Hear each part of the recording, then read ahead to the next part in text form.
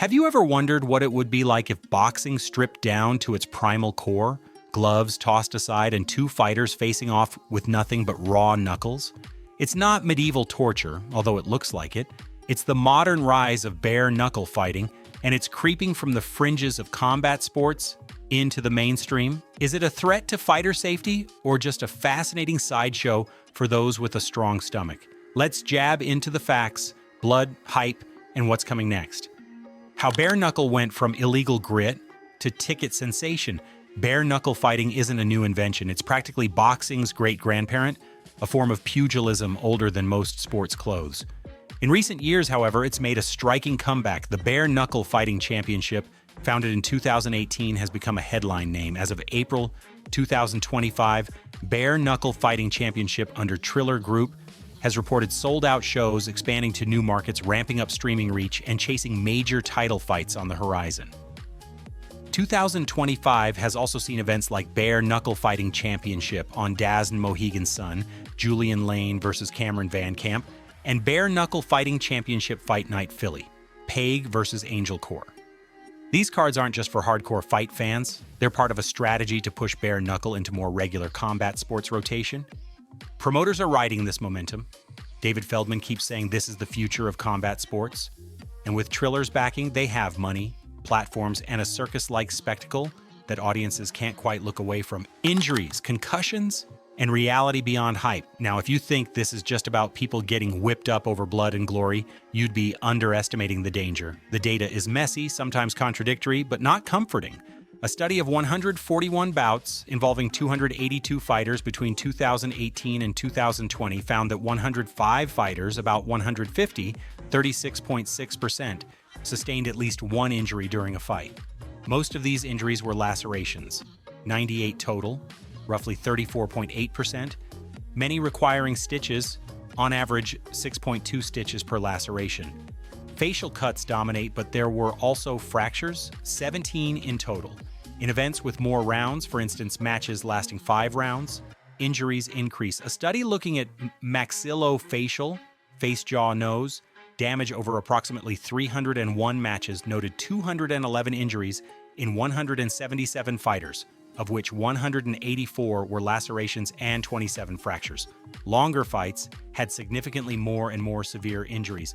Interestingly, some data suggests bare knuckle bouts may have lower concussion rates compared to gloved boxing or MMA, possibly because fighters are more cautious to avoid head trauma when there's no glove buffer. But that doesn't erase the brutal damage to face, hands, and the risk of long-term harm. What drives the popularity? Why are people watching this, and why are fighters signing up? Part of it is primal fascination, spectacle, the idea that you could see a fighter's nose crumble like a dried clay figure or watch skin split under impact, visceral stuff. Another part is novelty. MMA, traditional boxing, kickboxing all offer layers of rules, gloves, often long careers, but also predictability. Bare knuckle brings wild unpredictability. It appeals to audience members tired of padded gloves where many hits are cushioned and may look more like dancing than damage. Also, there's fighter opportunity. Some fighters whose boxing or MMA careers stalled or who never got big paydays see bare knuckle as a path to fame, or at least to an audience. Bare Knuckle Fighting Championship is attracting talent crossing over from MMA and boxing, people willing to trade gloves for risk. The marketing sells raw courage, authenticity, and danger, and that sells tickets. Then there's the streaming era. Platforms like DAZN, streaming apps, PPV, social media highlights, all of these amplify every gruesome highlight as content. Triller backing BKFC helps in pushing out bare knuckle fights, not just as sport, but entertainment. Where it might be safer than you think? Or different? Bare knuckle is not simply more dangerous in every way. It shifts the type of injury. Because there's no glove padding, facial cuts and lacerations are common, as are nose fractures and broken teeth. Hands are vulnerable too. But the rate of concussions and long-term brain trauma might be less than in gloved boxing, where fighters trade repeated head blows over many rounds. Glove padding can sometimes encourage less accurate strikes to the head.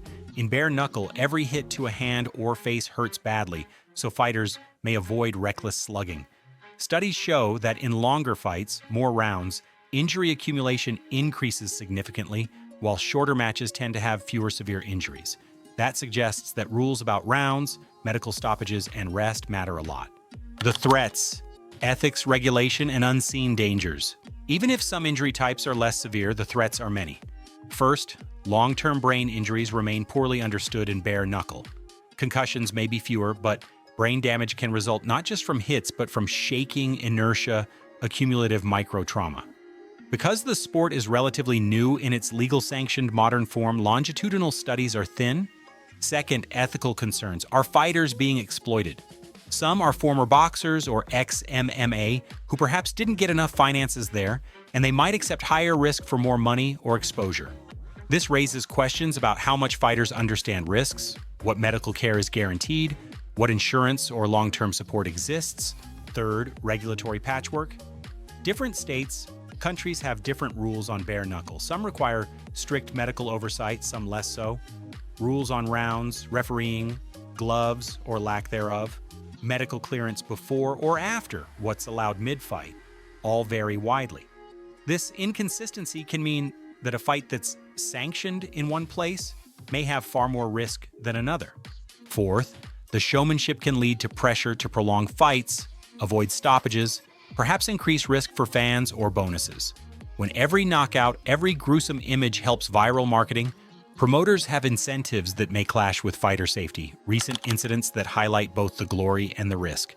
To illustrate the contrast of interest, danger, and unpredictability, a few recent bare knuckle events show why this sport both excites and scares. In England's Bare Knuckle Fighting Championship Birmingham, former world amateur champion Frankie Gavin entered bare knuckle for the first time and was knocked out in 52 seconds. Despite his storied boxing pedigree, without gloves, the things were radically different. There are also fights where severe facial damage has occurred. In BKFC 68 in Newcastle, fighter Kyle Redfern suffered a gash above his eye that swelled shut, a broken nose, and a face so distorted many thought he'd been used as a punch bag prop. The fight was stopped by doctors. Every violent finish gets shared widely. Broken noses, brutal KOs, cuts that look like road maps. These incidents fuel the fascination, but also raise alarm about safety protocols, medical oversight, and whether some bouts go too far too quickly. Business, money, and the knot of popularity. It's not just fists in this fight, it's dollars, streaming dollars, audience dollars, brand dollars. Bare Knuckle Fighting Championship has expanded globally, selling out iconic venues, bringing in undefeated stars, launching title fights, and getting attention from big names.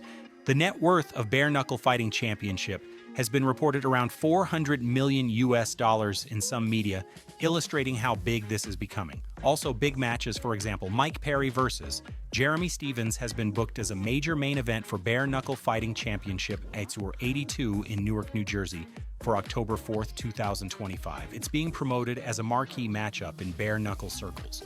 This means both exposure and scrutiny will grow. As more money pours in, sponsors want legitimacy. Broadcasters demand regulations. Public health authorities look more closely. The sport is moving from fringe to center stage with all the pros and cons, threat or sideshow. So is bare knuckle fighting more of a threat or just a sideshow? It's a bit of both. It is a threat insofar as there are real risks. Physical harm, long-term injuries, ethical problems, regulatory inconsistency, that must be addressed. The sensational nature of bare knuckle, while part of its appeal, amplifies those risks. Many fighters pay for glory with more than just bruises. But it's not just a sideshow either. The growth, financial investment, mainstream exposure, increasing legitimacy under regulatory frameworks, and audience demand suggest it is becoming more than a novelty act or shock spectacle. It is reshaping how people see combat sports and pushing traditional boxing/MMA promotions to reckon with its popularity. If the sport is to avoid being just that brutal freak show, it needs consistent medical regulation, transparent risk disclosure to fighters, research into long-term effects and safeguards. And that's the wild world of bare knuckle fighting. Brutal, controversial, and maybe not just a sideshow after all. If you enjoyed this deep dive, smash that like and don't forget to subscribe. Thanks for watching. And until next time, protect your face and maybe your knuckles too.